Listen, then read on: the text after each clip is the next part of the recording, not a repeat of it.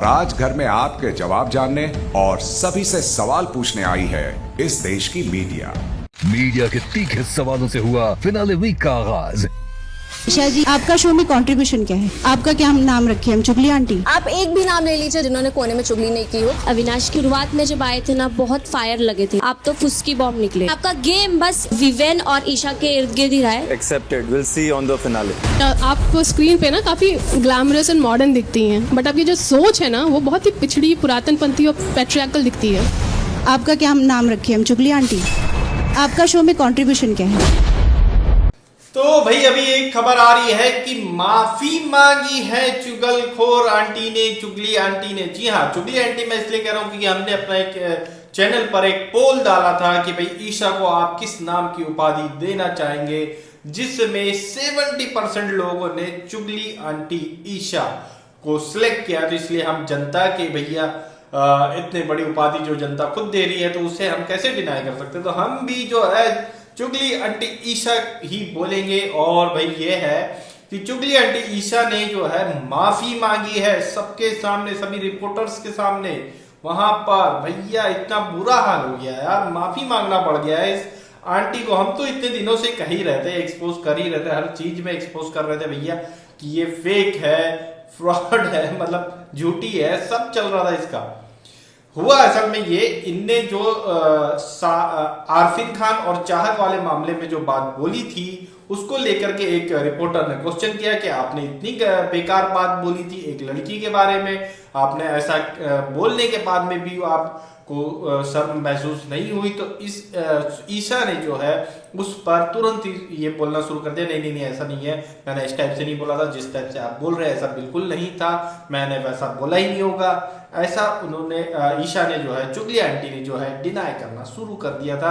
लेकिन लेकिन लेकिन लेकिन हुआ क्या जितने रिपोर्टर वहां बैठे हुए थे 80-90% रिपोर्टर्स ने तुरंत बोलना शुरू किया, नहीं नहीं तुमने ऐसा ही बोला था, बिल्कुल सेम बोला था, एपिसोड में भी हमने देखा है, हमने लाइव में भी देखा है, हर जगह हमने देखा है, तुमने ऐसा ही बोला था।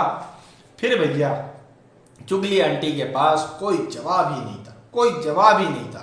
फिर जो है एक और क्वेश्चन जो राइज हुआ था कि आपने करण के बारे में झूठ बोला था, एक बार नहीं, 2 बार नहीं, 3 बार नहीं, बार बार आपने इस चीज को झूठ बोला था कि करण ने ये बोला कि मैं वहां आऊंगा तो चीप हो जाऊंगा, लेकिन ऐसा उसने बोला ही नहीं था, बल्कि आपने उसे एक कुत्ते की तरह अपने पास बुलाया था।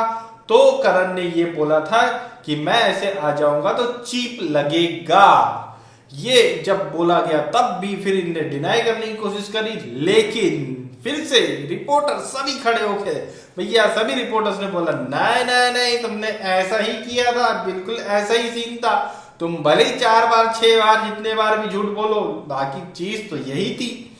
इसके बाद भैया पूरे सरेंडर कर दिया ईशा चुगली आंटी ने और हाथ जोड़कर माफी मांगी है टीवी पर, मतलब सभी रिपोर्टर्स के सामने कि भैया मैं माफी चाहती हूं, मुझे माफ कर दो। जी हाँ, ये हो चुका है।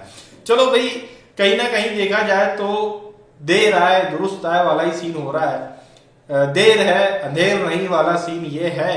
कितना भी फेवर कर लो भैया, हाँ पब्लिक में तो आ ही रही है ना चीजें, या तो फिर फेवर कर रहे हो तो वो चीजें हटाई दो, दिखाओ ही मत।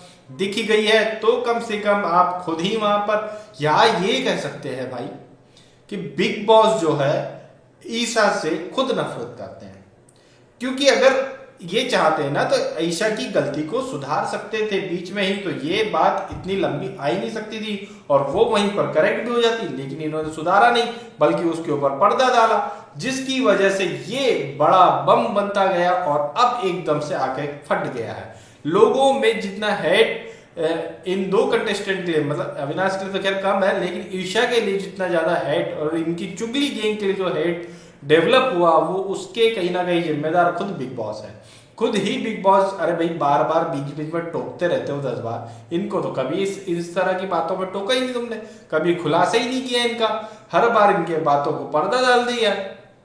तो भैया तुम ही हो इन सब के जिम्मेदार। एक 26 साल की लड़की की जिंदगी बर्बाद करी है तुमने।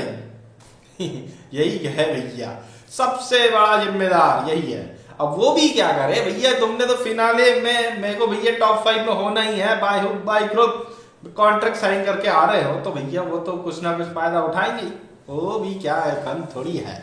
आप लोगों की क्या राय इस बारे में हमें कमेंट करके जरूर बताएं।